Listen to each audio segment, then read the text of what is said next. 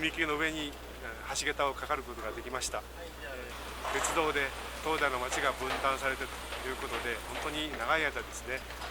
町の行き来ができなかったところですけれども、土デッキ工事で、この橋がかかることによりましてですね、皆さんの方もですね、便利になっていくというふうに思っています。